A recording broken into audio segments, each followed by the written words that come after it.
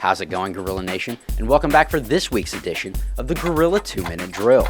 As always, for Pittsburgh State Athletics, I'm your host Jake Faber, here to catch you up on the sports news from around campus. And topping that sports news this week is the men's and women's basketball teams.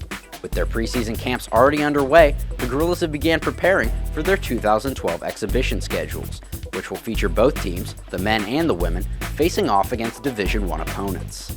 Head coach Lane Lord and the Pitt State women's team will head to Lincoln, Nebraska for an exhibition game against the University of Nebraska on October 29th, while head coach Kevin Muff and the men's team will head to Wichita State on November 5th for their exhibition game against the Shockers.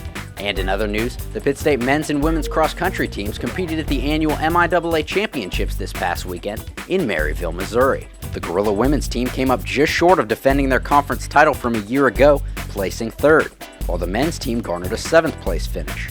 In all, the Gorillas ended the race with 5 All-MIAA performers, with Kaylee Tamont, Casey Epps, and Alex Mose earning honorable mention for the women's team, while Ethan Solovsky and Devon Young earned honorable mention for the men.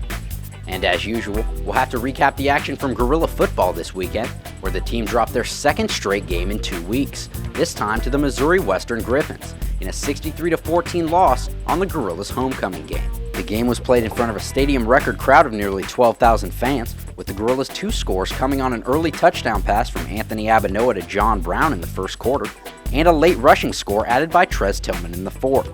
The loss sets the Gorillas' record at 5-2 on the season and landed them in the number 22 slot in the AFCA College Football Division II national polls. That's about all the time we have for this week's edition of the Gorilla 2-Minute Drill. Once again, I'm your host Jake Faber for Pitt State Athletics, and don't forget to follow us on Twitter and look us up on YouTube.